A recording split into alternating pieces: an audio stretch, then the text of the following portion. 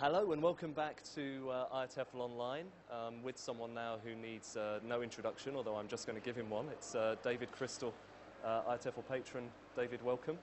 Real pleasure, nice to be here. Thank you for making time in what's a busy day for you after your plenary this morning.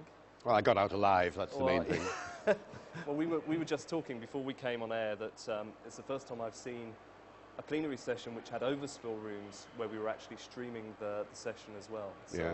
No, it is wonderful to see that kind of attendance at IATEFL. I've always said that IATEFL is the best conference in the world for English language teaching. It's the family atmosphere is part of it, you know.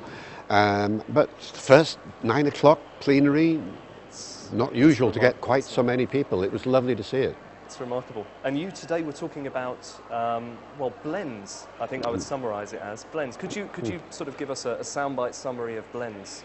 Well, it's the title of the talk, which is the Beatles song, Live and Let Die. And in the middle, Paul sings, in the world in which we live in. And you get these two prepositions there. And what's going on, obviously, is that two constructions, the world in which we live and then the world we live in, have come together to produce that, what every teacher in the world would say was an ungrammatical sentence. And so it is. It's not standard English.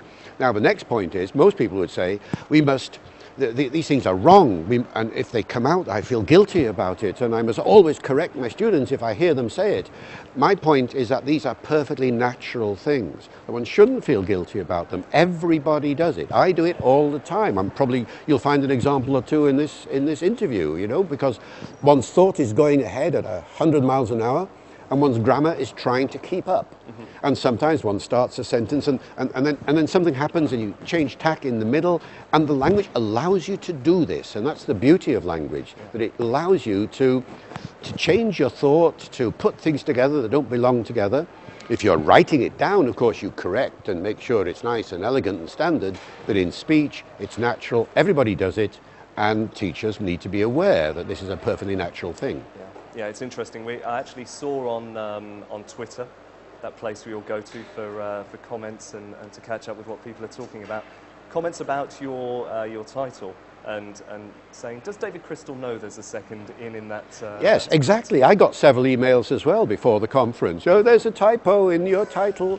No, there isn't. And indeed, the organisers at IATEFL here had great trouble. People kept correcting it. The copy editors, the proofreaders and so on said, oh, there's an error there. No. That's why it's there.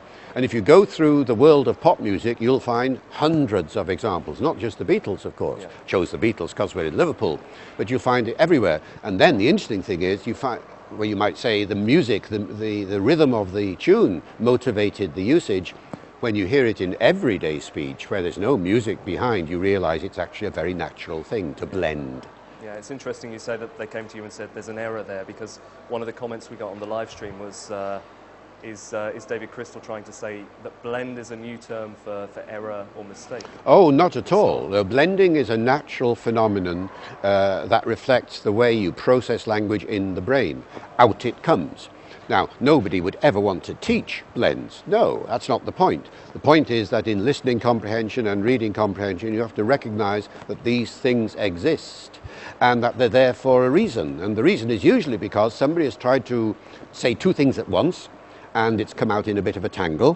Well, what law is there which says we mustn't try to say two things at once? There is no such law. You know, we're human beings.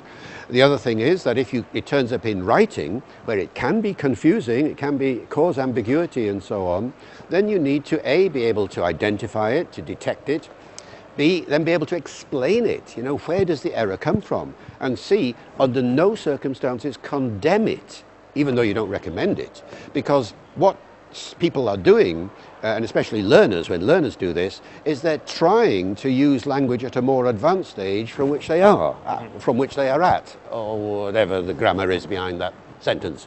And the point gets across. You understand what I mean, didn't you? But the point is, the grammar is in a bit of a tangle at this moment with me, because I'm trying to think of three things to say at the same time. This is perfectly normal.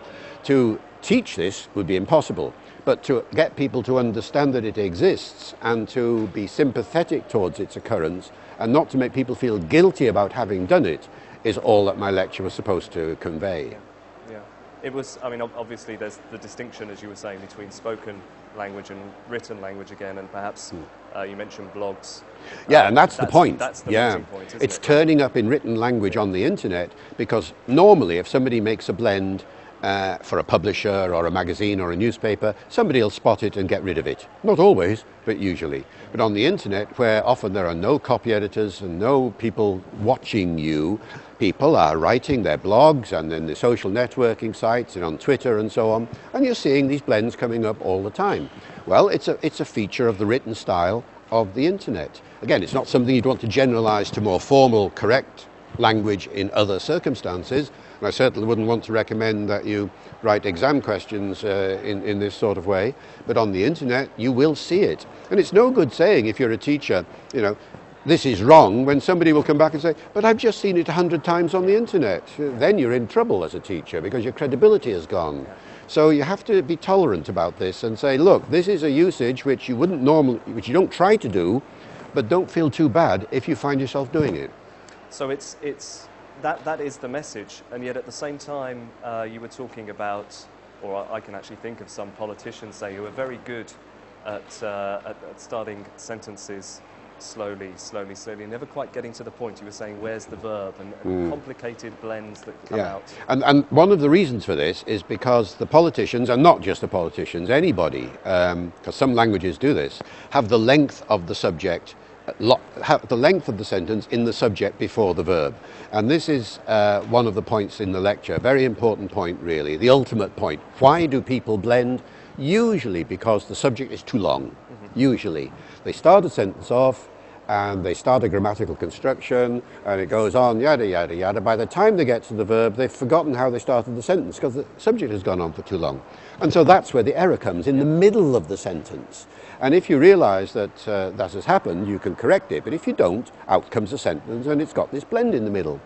The solution is to keep your sentences, your subjects, short at the beginning. And then you're onto the verb, and then the weight of the sentence comes at the end, and it's a much more natural way of communicating, much less likely to find blends then. Although, of course, some politicians probably like the fact they have time to think while they're just saying inconsequential sentence. Yeah, and especially in the public domain. I mean, if you ask me a question and I start off with a long subject and say, well, it was very, the point that you're making, which I think is a very important point, and it's a point that often I think I've come across before, and a point that many listeners are going to say, get on with it, get on with it, get on with it, you know, because I haven't got to the verb, and I haven't got to where the weight of the sentence ought to be. And it's in this opening section, as people meander around the grammar of the language, that these blends most often occur in. We had a comment from somebody in Russia, Anna, I think it was, who was saying, do you think that native speakers who are using language like this, native speakers, do you think they should, for example, if they're in public speaking, like politicians, that it's a bad thing that they're speaking like that? Can we be prescriptive to native speakers and say that's a bad example of public speaking? In public speaking, you're dealing with an artistic form. You just like any artistic form. If it's going to have the effect you intend, then you have to structure it and shape it and polish it and so on. And the best public speakers don't do this kind of thing because they know what the effect is. They know that they'll turn their audience off. They know that they'll distract. They know that the words they say will be ambiguous or unclear or what have you. Now, no politician wants to lose his audience in that way. If you take the speeches of Barack Obama, I analysed one of his speeches on my blog some years ago now, his victory speech originally. People can find it on my blog. And when you look at the way his speeches are structured, the reason why he's so effective as a public speaker is because he avoids the traps. You know, he doesn't have long subjects and so on. He knows where to put the weight in a sentence, or his speechwriters do, let's put it that way. And this is the point, that when you're doing something in public, you have to learn where the traps are, where you're likely to lose your listener, where you're likely to gain your listener, where you should put the emphasis intonationally, where you should not put the emphasis. Good public speaker knows all this, and a good training in public speaking is to teach all this. Okay, thank you. Well, I'm afraid I did have a question come in as well, which was to ask you about what motivates you in your life and career, but unfortunately we've only got about 20 seconds or so left. So It's very easy to summarize. Language is the most motivating factor of all. Why?